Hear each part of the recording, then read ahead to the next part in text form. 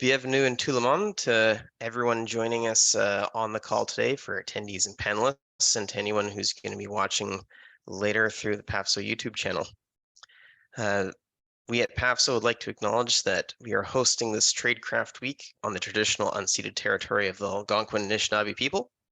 PAFSO acknowledges them as the past, present, and future caretakers of this land.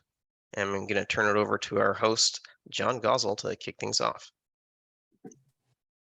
Thanks, Marty. First of all, I'd like to welcome all of you who are attending here live, or hopefully later watching the video of this, the recording of this discussion.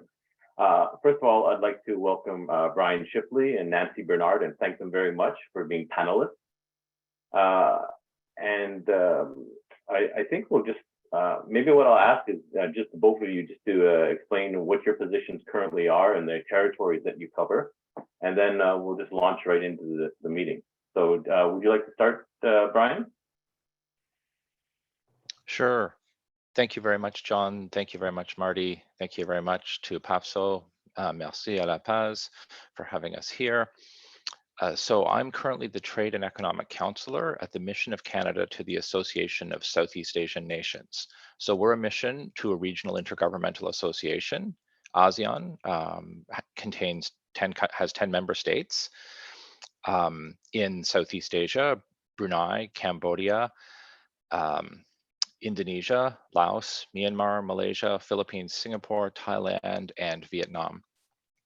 So as a mission to an intergovernmental organization, first and foremost, we cover Canada's relations with ASEAN as an organization, but we also have a coordinating or a facilitating or a supporting role in Canada's relations in the region across all three pillars. ASEAN's work as an organization is organized according to three pillars, very, very similar to GAC's pillars, sort of political security, trade and economic, and then social and cultural development.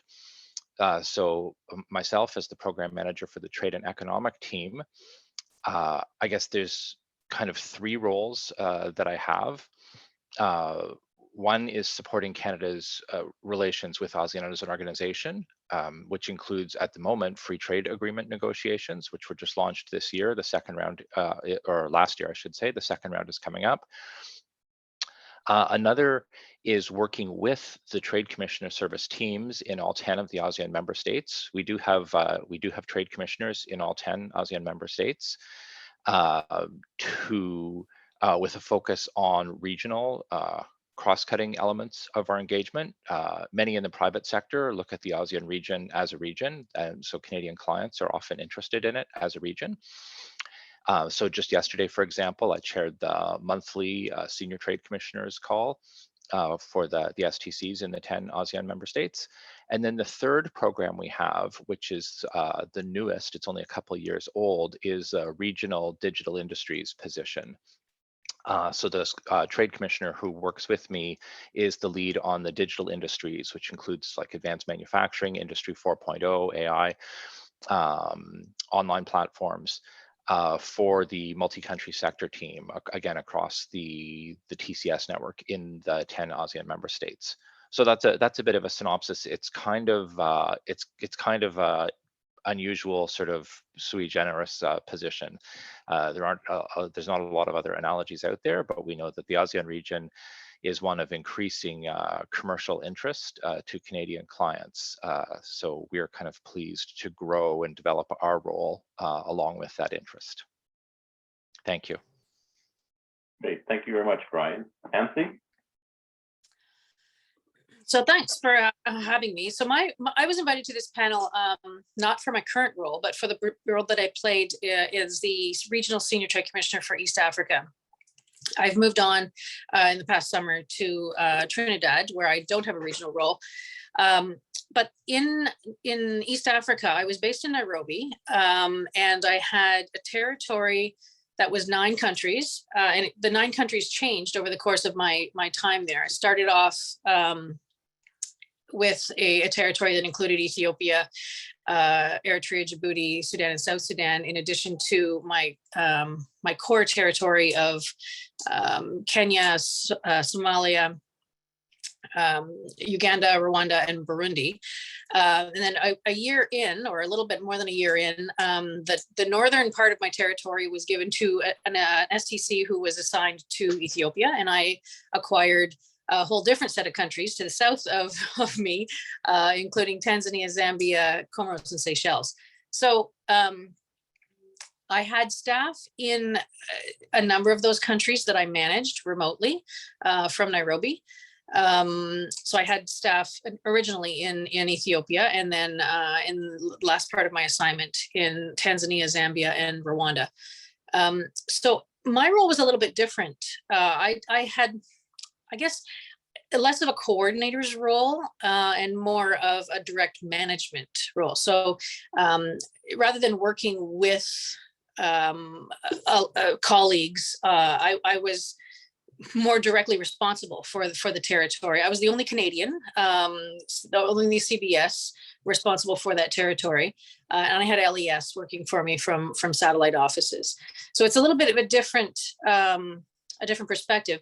And I also had in Nairobi, I had the regional clean tech officer who had territory which included all of sub-Saharan Africa. Actually, I think it was included all of Africa. So a wider territory as well. So in that case, because given that it was Africa and many of the countries that I covered were ODA eligible, we worked closely with other programs within the missions where I worked. I traveled a lot to visit those missions. But at the end of the day, I was the one delivering the program in all 9 of those countries that I covered. So it a little bit different of a role than Brian's.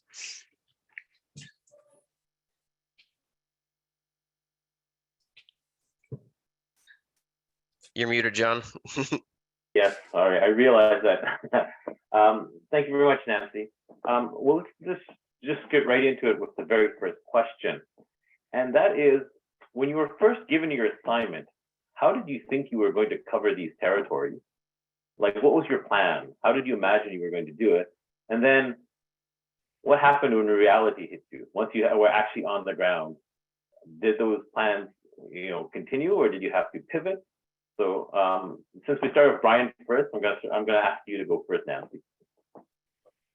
Okay. So when I took on that territory, I had spoken obviously to my predecessor. So I was aware that it was a lot. It was a big territory to cover, a lot of different kinds of issues to be responsible for. But I thought it was going to be mostly a management job, to be honest. I had staff in 4 of the countries that I covered.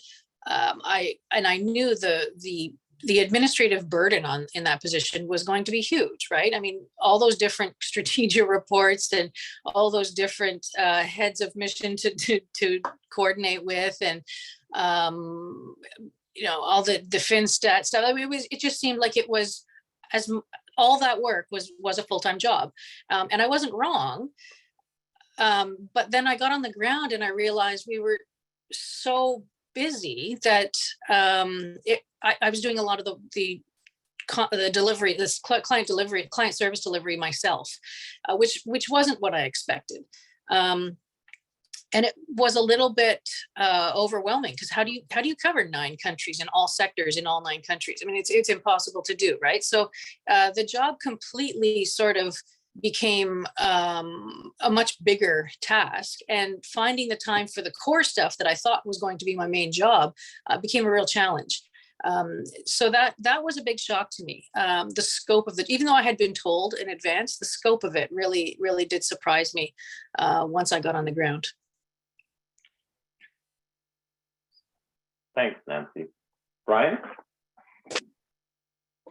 Thanks, John. Yeah, wow, Nancy, that's really impressive experience and a really impressive accomplishment. And yeah, my own role doesn't begin to compare with those kind of responsibilities. I think whenever you come to a network, like a 10-country network like we have here, or like our network in the US where I worked before, where we have 12 consulates general as well as the embassy, kind of a comparable situation in some ways. You really benefit from the fact that there's a large group of people who are and programs, offices that are kind of up and running, kind of full speed. So within the 10 countries in ASEAN, in any given summer, of course, there's turnover in 2, 3, 4 of those offices, but there's a lot of continuity as well that you can draw from. And the people in the network tend to know each other. Just if they're Southeast Asia people, it's multiple postings in the region. So I think in that sense, I came some aspects of the role working with the TCS offices in the 10 member states. That part was fairly well developed. I guess the other reality there is just the COVID realities that we've had over the last few years. In fact, there was a gap of a year, more than a year between my predecessor and myself. And in many offices, we'd seen that, right? That there were like skeleton crews. There was maybe one CBS covering 2 jobs, and there, there'd been very little, travel in and out of the country. Some places like Laos and Brunei had very little relief in place, right? There's, one CBS who had been there kind of on their own throughout the whole COVID period. For me, the opportunity and the challenge is finding ways to leverage Canada's relations with ASEAN as an organization to add relevance and to the work of the trade commissioners. So they're like any large intergovernmental organization. I mean, it's not on the scale of the EU, but it's quite an elaborate organization. It has many sectoral bodies. It has many working groups across every single sector of the economy. It would take years really to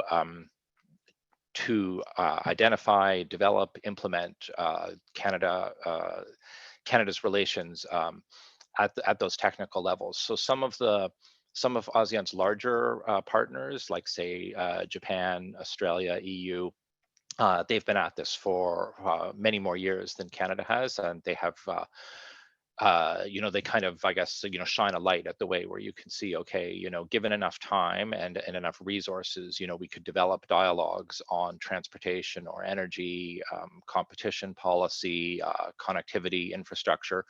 So we kind of have our work cut out for us, but the issue is always time and resources, that there's only so much that a few people can do in a year. So I think that's in the year that I've been here, just over a year, that's really been the focus, is trying to identify opportunities to increase the level of Canadian engagement as we get into the economic sectoral bodies.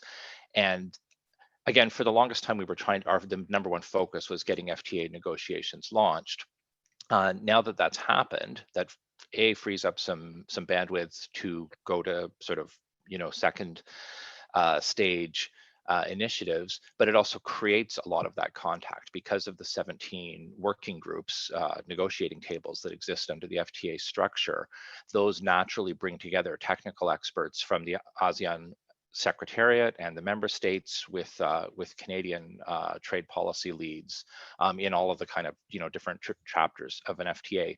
So that's already generating a lot of engagement, which then in itself generates follow-up opportunities. And there's tons of interest on the ASEAN side in having more contact with Canadians. Some of it like formally in the form of technical assistance, but a lot of it also just people-to-people contact and exchanges between technical experts in all different sectors of the economy. So that's the part I think I understood less coming in, and that I've been trying to work on the most since I got here, just in terms of answering the question of that sort of contrast between what you expected and what you found. That's it for me. Great, thanks. I'm going to take the opportunity as being moderator to say a bit of my own situation. When I was the FTC in Pakistan, I was also responsible for Afghanistan. And so 2 level 5 plus postings. You can imagine it was a bit challenging to try and manage staff, especially when I had a satellite office in Pakistan and then 1 staffer in Kabul working on these issues. Sorry, did someone say something? No? Okay.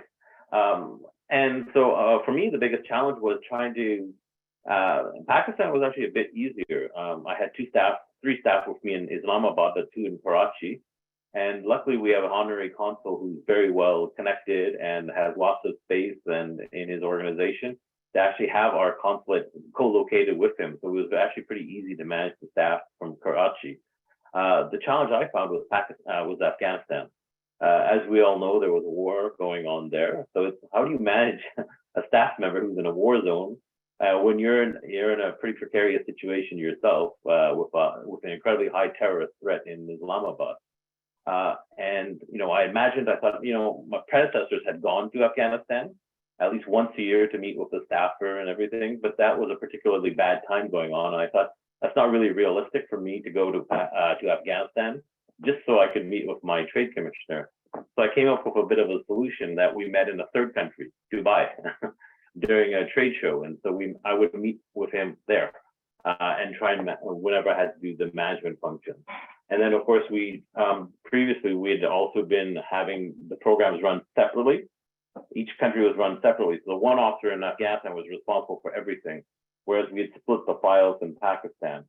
So one of the things I did was sort of lessen the workload was I switched the files where one officer would be responsible for both countries for the file. So obviously mining and other areas which were pretty big for both Pakistan and Afghanistan were given to the person there. And so I just reorganized the work a little bit as well. But I have to admit it was quite challenging because when I first heard about it, I thought, oh, okay, this is going to be interesting, managing staff in different locations that you're not going to see. But it was a challenge, but I would like to say it was a positive challenge, and I actually quite enjoyed it. I don't know if I'd do it again like that, but it was definitely an experience. Okay, moving on to the second question. What advice do you think you would give to your successors if they were going to be coming into this position on how to prepare for this? Brian? Thanks, John. Yeah, great. Thanks for sharing your experience too. That's very interesting. I think the same advice that I would give to any diplomat and any trade commissioner, which is network. Reach out as much as time permits. Use all the time you can. Talk to the people who are already there, who have been there. That's kind of the 101. I think networking is the one-word answer.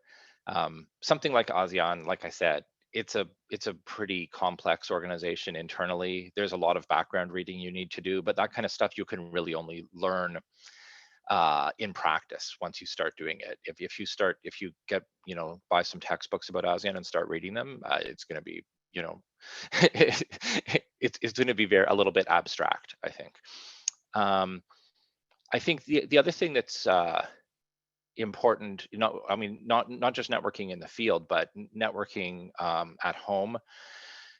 If you're coming to post from national capital, then not only your day-to-day contacts, the geodesk, but a lot of the across GAC, but the interdepartmental community, especially for economic files like I have, a lot of the leads really are not, right? GAC doesn't lead on Canada's domestic economy, right? So ISED and its 24 portfolio agencies, ECCC, NRCan,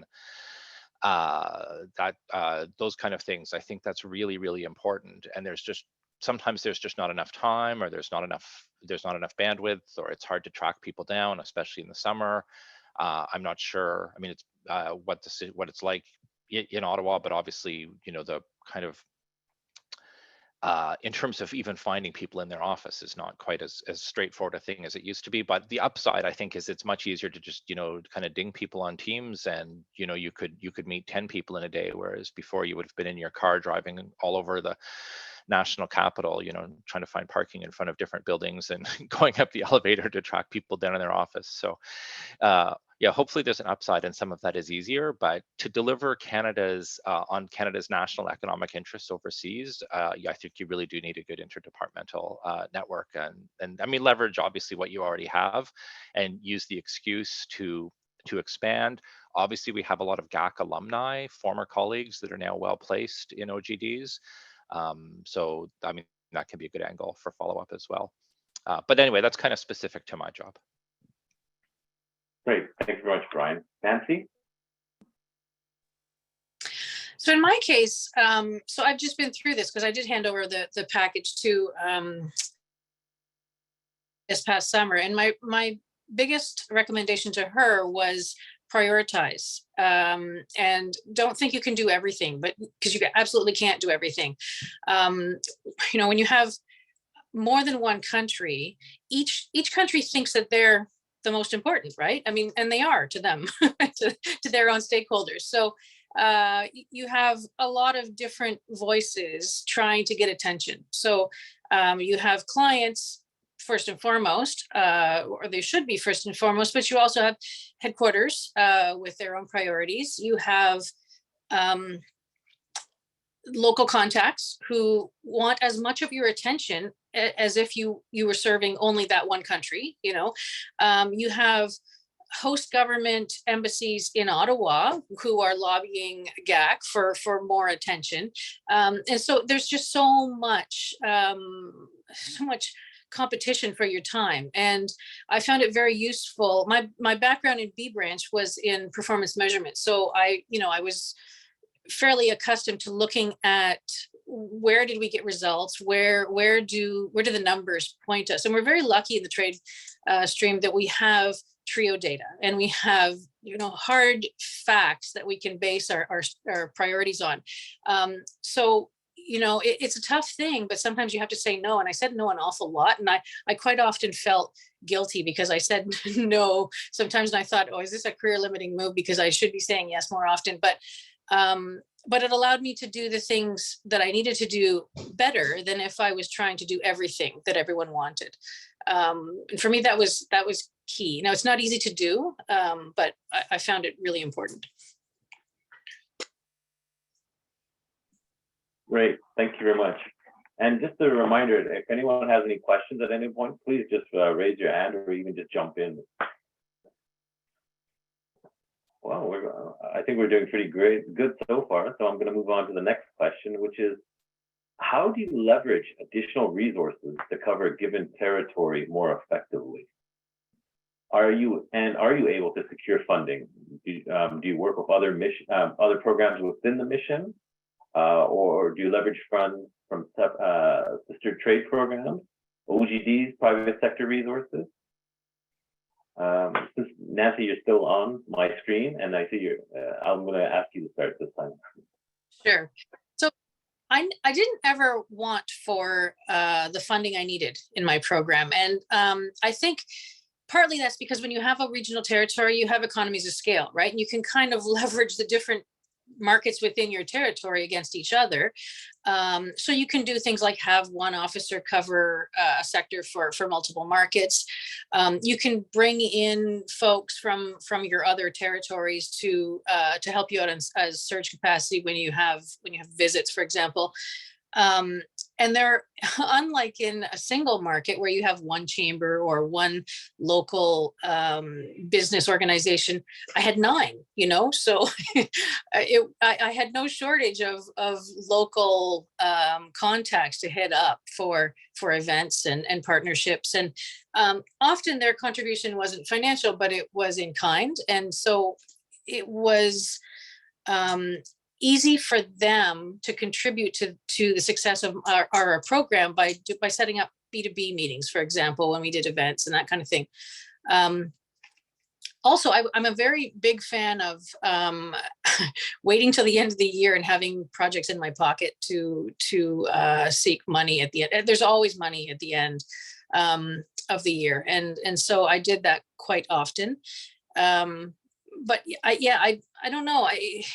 When you have so many markets, too, someone always has a little bit of extra and someone else a little less, and it kind of worked out okay. And I think that was one of the great advantages of having a regional territory, in which each country or each post that I managed had its own budget and its own priorities. They were able to kind of work off of each other quite well. And I also had development colleagues in a number of the missions that I worked with. So it didn't always work out, but quite often the development program really dovetailed well with trade. And we were able to work very closely with them on areas of common interest. So we did a number of joint networking events, for example. we quite often did projects together, and I can think of one in particular where there was they were focused on women reproductive health, and we had a client that was promoting menstrual cups, and it was a great fit between the two programs, and we did a lot together in that way. So when it works, it's great, and I use that leverage quite often. I think I'll leave it there. Thanks, Nancy. Brian?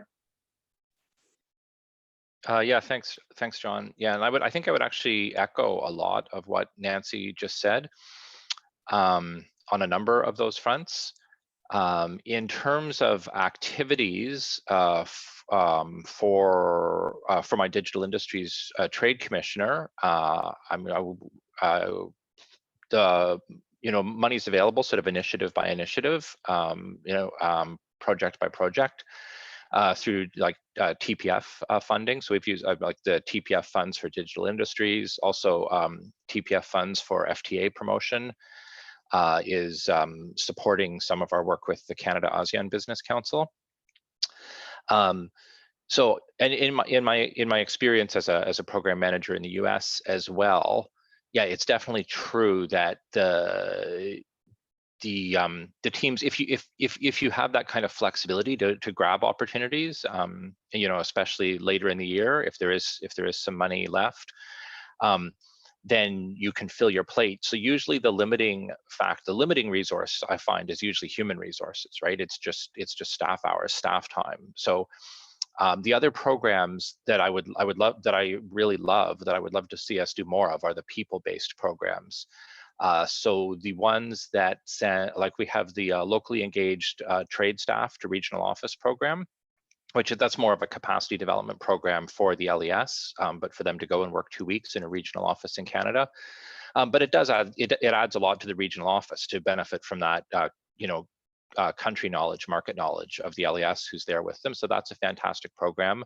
Then the temporary duty program that runs in the other direction, sending RO staff to posts, I think is also really great, both in terms of investing in people in the department and their experience. It's just one of the most strategic things we can do. But then it also adds another body in the office, which helps with surge capacity for big events and visits, trade shows, incoming business delegations. And then another one, which just went around on email a couple of days ago, is the job shadowing one, to send TCs from one post to another post, even for, again, like 2 weeks or something like that. Again, to expand, professional knowledge and skills and experience, but also to build those people networks that are so important to us. And then also potentially adding a body where you need one, when you need one for a big event. And some of that, to a certain extent, you can even do some of that ad hoc. If you're in a fairly compact region, like Southeast Asia is fairly compact, are 10 member states. I don't think any of the capitals are more than a 2-hour flight from Singapore. Maybe Manila is a little bit farther, but everything's pretty accessible. And I'm not sure East Africa, maybe there's some similarities, some differences. But because of people traveling for trade shows, I know that the colleagues from the different missions will see each other in Kuala Lumpur, or Bangkok, Singapore, wherever it is. So I think the reason so far, and we will see with the kind of post-COVID rebound, we know the demand for travel is increasing, and travel costs are definitely higher than they were before the pandemic. So that's going to be an issue very much. But so far we've been able to do what we want. As I said, the limiting resource is typically people, and I guess it's a bit of a zero-sum game. If you borrow somebody from one office, then that office is short. But I really appreciate and support and would love to see more of the programs that allow people to move around, get to know each other better, get to know other jobs better. And it's just in a rotational department like ours, it's such a strategic way of preparing for the future at the individual and collective level. Thanks. Thanks, Brian. I'm going to launch into the fourth question. We've already sort of touched on this. It's about managing staff outside of the mission that you are located in other territories. And the question would be, what best practices can you share with respect to that challenge? Because I'm sure that's something a lot of people would be very interested in. I can't remember who I started with first last time, but since I see Brian on the screen, I'm going to ask Brian to start with this one. Sure, yeah, and I don't have a long answer to this one. Obviously, the way that in the ASEAN reality, that's not part of my job package here, because each of our trade commissioner offices in the bilateral missions is its own team with its own STC, right? So everything we do here is it's all horizontal. But I would, just picking up on something you said, John, about your own experience working with an honorary consul, I think in Pakistan. So when I was in the US mission network, we had 2 honorary consuls, because in the US consulates, it's a bit like it's not multi-country, but it's multi-state, right? Most of our consulates in the US cover multiple states, which is, in a sense, it's its own jurisdiction, its own territory. They all have their own governors, their own legislatures, their own chambers of commerce, and so on. So I honestly found those on-cons in the states that the mission wasn't resident in, or some of the best bang for the buck that the government of Canada gets. Quite honestly, those folks are very they're very well connected. They're very understanding of the results we're trying to achieve.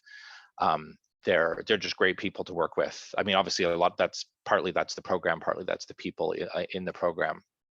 And I know we have we have some on-cons in Southeast Asia that report to their obviously their respective bilateral missions. And there's just no substitute for that, the local knowledge, cultural knowledge, people knowledge, city knowledge. We're a people department and we're an information department. And so when you put people and information together, you get a really strong asset. And with on-cons, the management structure is obviously a little bit different, right? Because they're kind of, I mean, it's an OSC appointment, but they're a little bit more like contractors. They don't have a PMP. They don't have direct access to TRIO. I'm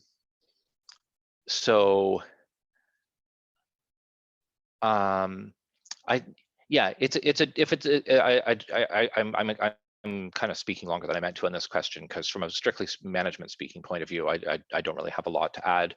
I would guess I just in terms of maximizing results, leveraging all of the assets and partners we have, there's a lot of horizontal work, right? So our work with the chambers, or in our case, the Canada-ASEAN Business Council, is another great example. They don't report to us in any way, shape, or form, but they're really, really important partners.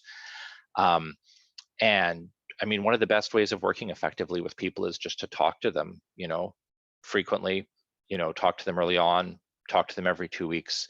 Just you really stay on top of what they're doing, so you can identify opportunities for cooperation, shape things, to lead to more effective outcomes down the road. So I guess that's my only contribution to this question, is to talk about horizontal relationships with partners. Thanks. Thanks, Brian. That was actually really great. That was wonderful. And I really like your people and info department, putting them together, and how incredible that can be. That was really good. Nancy. I would agree wholeheartedly. We have some honorary consuls as well in East Africa.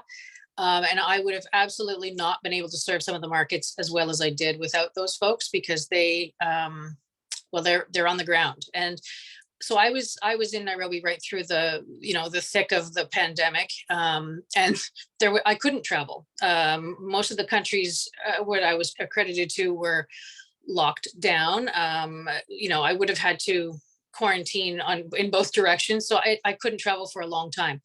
And those folks were so valuable because they had all the contacts, they had the local context. They were very good at pointing out things that seemed obvious to them that would have gone right by me. So I 100% agree on those. As far as managing staff, so I did have 3 satellite offices that I managed, and COVID was a blessing in disguise in that sense, because it gave us the tools to do everything remotely. So it took away some of the pressure to go and visit in person. I didn't meet a lot of my staff for almost well, a year and a half after they became my staff. Normally I would have gone to those markets and met them, as you said, John, sometimes that's logistically difficult, especially in hardship missions. The conditions aren't easy to travel sometimes. And so Teams was great because I didn't have to travel. Now I would say though, that I found it very beneficial to actually go to their place, their where they lived, and to understand their environment, their context, meet them one-on-one, and develop a personal in-person kind of relationship with them. Once I was able to do that, I found that very helpful. Meeting people in virtually is fine, but there is something missing when you don't meet someone in person, and I really valued the opportunity to do that when I could. We had weekly meetings, and we did all the, as you would expect, we had regular team meetings of the regional team, and they got to really know each other. And I think the seeing each other face to face on video once a week, most of the time, got them to really chat with each other. And there was a lot of back and forth that happened. And so, oh, he called me too. And, oh, I had the same thing last year. And I dealt with this guy before, and here's the contact. So all that kind of interaction, of course, is beneficial. The thing that was the most important for me that I realized, though, was empowerment. And I had to let them be the owners of their work. And some of them, for them, it wasn't that intuitive. That they would always ask me, "Can I do this? Should I do this? Will you approve this?" And I had to explain, "Listen, you are there. I'm not going to be there all the time, and you own this job. Like, take it on and do what you want. If you really, don't feel comfortable, ask me." But after a while, they did take on the ownership of their files, and they started being a little more ambitious. And it was great to see that. And it was absolutely essential because I wasn't there in person, and letting them have the freedom to explore and do what they thought they should in the role without me having to approve every step of the way, allowed them to grow as people. And it was so beneficial to the Trade Commissioner Service because it expanded their influence, and it got them thinking outside the box. Thanks, Nancy. Yeah, that's something I did myself, as I mentioned earlier, when I had the teams covering both countries on specific files. And for some of them, it was a real tough change. But then when you gave them more independence and you gave them more responsibility, they actually quite liked it. Most of them did. One or two didn't. They preferred very much sitting inside their boxes, but those were the people that you had to work with to get the results at the end of the day. And I was going to ask a provocative question later once we were sort of wrapped up. But since Nancy already mentioned virtual and in person, I found, now with the pandemic, we've been doing everything virtually, but now we're going back to in-person events. We've had numerous events now in Canada where it's been like, we've heard reports of it's hybrid, but 97% of the participants were there in person. So I think there's what I was going to ask was, what do you think? Because a lot of people are saying now, oh, you can do everything virtually. We don't need to travel to territories. You don't need to go to trade shows. You can just do everything virtually. But at the same time, I'm one of those firm believers that, yes, there's a lot of stuff you can do virtually. But at the end of the day, unless you meet that person, you read body language, you see the environment, you see the product, you see how it works and everything. I don't think, especially on the trade side, that works so well. But that's my view. So I'd be very curious what your views are.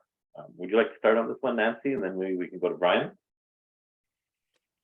Sure. And I think what I'm going to say is going to resonate with Brian too. So I used to work in Southeast Asia. So, people say, oh, in this part of the world, everything depends on relationships. And that's true everywhere, of course, right? It's not unique to any one place. But I found in hardship missions, more so, I think you get a lot of respect for coming to the market, because it is a little harder than going to the United States, for example. And so the Canadian clients really did get a sense of appreciation from the local contacts for showing up. And I don't think they would have been successful if they had not been there in person. And of course, that requires us to be there in person too. I mean, I can't make introductions to people that I haven't met myself. And I found that, the folks who tried to kind of, mail it in or phone it in didn't really get the same respect or time or interest from the local contacts as those who came not just once, but repeatedly. The people who were there all the time were the ones who, I mean, everything else being equal, the people who were there were going to get the deals, which meant that we had to get the deals, or we had to be there to help them get the deals. Now that's tough, especially in places. I mean, the places where we cover multiple countries are almost always harder markets. In my case, it was because we didn't have a person in every market, because each individual market wasn't a high enough priority or didn't have enough potential to have its own trade commissioner, right? So these are places where, getting to the airport might be a challenge, right? So to visit another country, and there were some countries in my territory that I never visited, just because it was, it would have required me to have close protection, and the circumstances were just so difficult that I didn't go. And I rationalized that in terms of, if Canada has a do not travel advisory to a certain place and I can't travel there, how do I advise someone to do business in a market where they can't travel easily? Because you really, I do think, need to be present and do your due diligence in person in a market to know whether or not it's a good fit for your company. And in a place where it was dangerous to do so, I didn't go. And the results in those countries were not as high. And I think we're going to touch on that a little bit later. But yeah, I mean, the places where you're serious about, you have to show up. I think it's as simple as that. Couldn't agree with you more, Nancy. Thank you very much. Brian? Yeah, great answer. I agree. So one useful, simple way of thinking about it is that, these video tools, virtual tools, they add a ton. There is no question. Look at what we're all doing here, right? We're on 3 continents at least, I think. And unfortunately, I know Nancy and I probably don't have a travel budget to come back to Ottawa for PAFSO Tradecraft Week as much as we would probably like to. So it adds, but it doesn't replace very much. There may be some examples, staff meetings and so on within a team that already knows each other very well. That's fine. Talking to your boss outside the office, whatever. It replaces a few things, but it doesn't really replace the work of diplomacy, whether it's TCS diplomacy or political diplomacy, development diplomacy, whatever.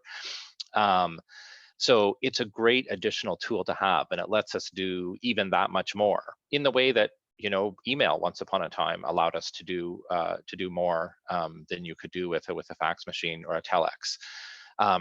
So in a sense, it makes the week even busier. You can schedule that many more meetings. Yeah, you can set an even more ambitious agenda.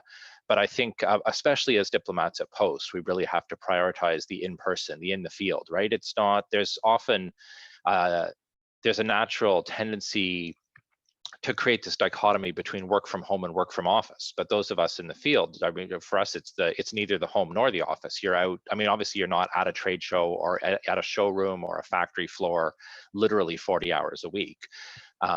But if you never leave the office, then it's not because of COVID or something like that. Then, as we all know, then something's going wrong. Again, whatever stream that you work in. But I think most definitely for trade commissioners. And that's the value that we add in the field as foreign service officers posted abroad. And I think management gets that, and I think obviously PAFSO is supportive of that. PAFSO needs to. Above all, we represent that function of delivering on Government of Canada interests outside of Canada. So I see the virtual tools as something that strengthens our ability to do that. By giving us yet another tool in the toolkit, but it's fundamentally in a supplementary role to our core foundational role, which is to be there in person. Thanks, Brian. I'm going to move to our last question actually now. It's a philosophical question, and that is, you know, right now, the department, we try to provide universal coverage for our territories. But should we embrace the reality that we can't actually do that or cover all territories equally? And the follow-up to that would be why or why not? So Brian, since you're still on the screen, over to you. Yeah, I guess I would look at just two angles on that. So one is the TCS client service angle, where it's probably just handled kind of under a concept of differentiation, which, I mean, obviously we already do in terms of sectors and markets. I mean, so there's some I mean, I think we should have the capacity to answer a genuine question from a genuine client about any market. We should have some capacity to answer, even if it's just in a reactive, responsive way. I mean, there's got to be some way of serving that client, but we're obviously not going to be proactively investing. I mean, how we proactively allocate our resources in terms of investing in market research, market development, developing contacts, and so on, that's going to be based on you know, commercial analysis. We're not. I don't think no one's proposing to spread like the cream cheese, you know, completely equally over the bagel, if you will. The other answer to the question, though, is from a foreign relations, foreign policy point of view. You know, every country does matter. Every country's a partner. Everyone's got a vote in the UN General Assembly, and ASEAN is a great example of that, I think, because it's 10 countries that have some powerful common interests that give them enough energy or momentum to work together, but it's actually 10 incredibly diverse countries, right? You know, from Brunei, which is fewer than 1 million people, to Indonesia, which is the 4th most populous country on the planet. The economic development level spans the entire spectrum from, you know, LDCs up to like Singapore. In terms of the the political and economic systems that are applied in the 10 different states. So you have, you know, every color in the rainbow is represented in the political economic spectrum in ASEAN. And it's, you know, and it's important. It's an important regional organization that convenes and chairs important regional meetings, and Canada needs a strong relationship with ASEAN, which means we need to be, you know, we need to have a credible relationship with every ASEAN member state, you know, in its own terms, right, in its own right. And I think that's true for other multi-country, like regional intergovernmental organizations, you know, the multilaterals, big and small. So, I mean, maybe at the end of the day, we send that bill to the FPDS side rather than to the Trade Commissioner side, because that's more, that's what that pillar is there for. But I would also, I echo whatever your comments, Nancy's comments, other people's, that I think especially at smaller missions and especially in higher hardship countries, for a combination of reasons, those the trade, political, and development pillars tend to work together very closely, and that's absolutely true in Canada's mission to ASEAN, right? I mean, we have, you know, there's a program manager for each of the 3 pillars, but more often than not, we're working together on things. And so, you know, one way or another, it might be a different person on different days of the week who's responsible for the relationship. But anyway, I know there are a lot of countries, and it's, you know, we're not, perhaps we won't have a in-person CBS office in every one of them, but there's been really encouraging trends in recent years in terms of opening these office of the embassy type setups. I mean, that's what we have in Laos and Cambodia. It's a one CBS shop that's an office of the embassy, where the embassy itself is in Bangkok, the ambassador herself is in Bangkok. And we've seen recently, even this year, that a number of those, either more of those are being created, right, or they're in fact being upgraded. So, I mean, I know the pendulum tends to swing back and forth, and there's, you know, there's significant resource considerations as well, but we really should try to. I mean, that's just my I guess kind of, you know, sympathetic bias. That's, you know, it's important for Canada's foreign policy and promotion of our national interests to have, you know, in-person relations with as many countries as possible. And Fiji as well in South Pacific. So Suva is also being stood up this year. Great, thank you very much, Brian.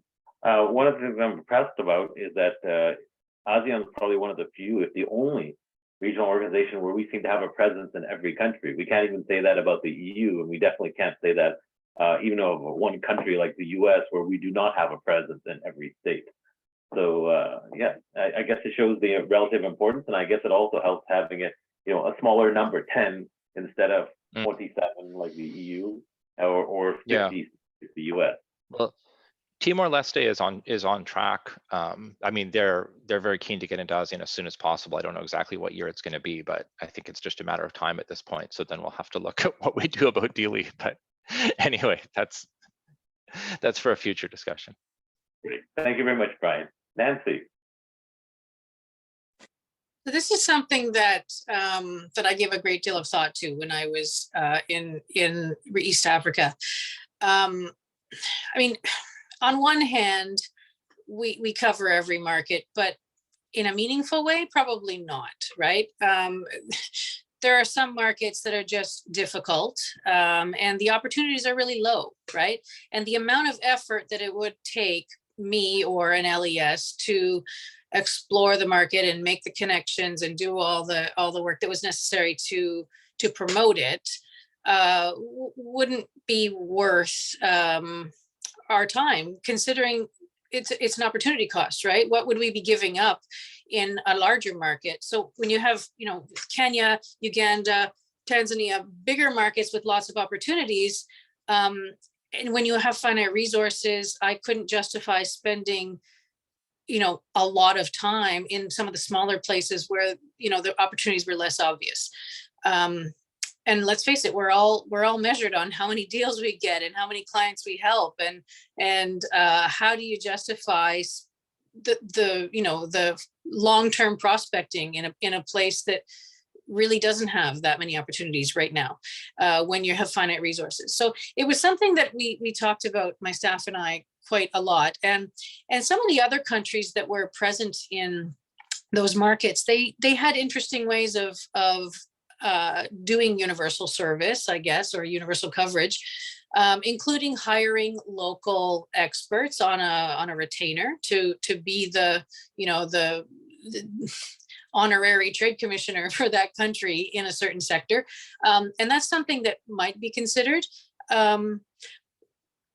But very often, we had clients often who wanted to help or wanted assistance in difficult markets. And very often, the answer was, we can give you a little bit of information, but it's a really difficult market, and maybe it's not the best place. Maybe you should be unless you're already in all the other ones around. If this is the last market you're exploring, then okay. But how about looking at some of the easier markets first? And rarely had they already looked at all of the other markets. So I don't know. And I do understand we have political relationships with many countries that we don't engage very actively on trade. And it becomes a political priority to have trade engagement, even if the market potential really isn't there for Canada. So I get that too. But I don't know. I mean, I think if we are going to be serious about really serving clients in every market, we need more resources.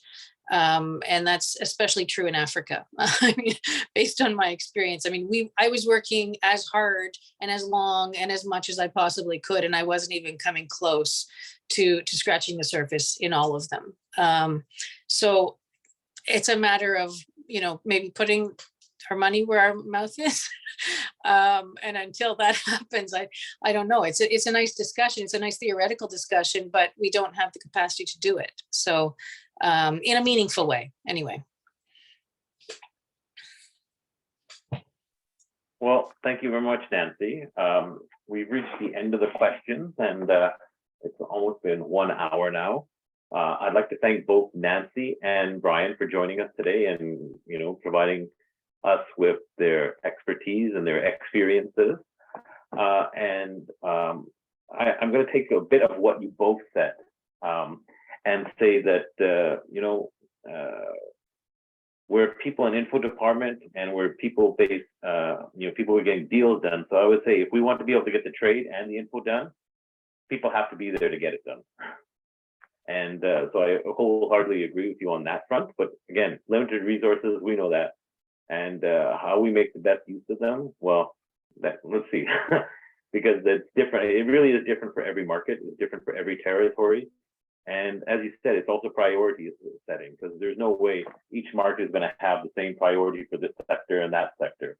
We know where we're going right now with the future, with clean technologies, green technologies, EVs, batteries, you name it.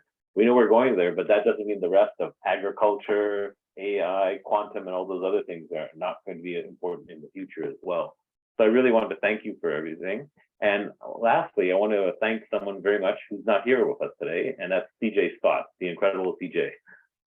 She actually organized this, and she managed to get Nancy and Brian to join us tonight. Unfortunately, she couldn't be here tonight, but I did want to thank her for all the incredible work that she does. And I want to thank all of you who joined us tonight. And for those of you who are joining us and watching the recording, thank you very much. And we'll see you at next year's program. Thank you. Thank you very much, everyone. Fascinating.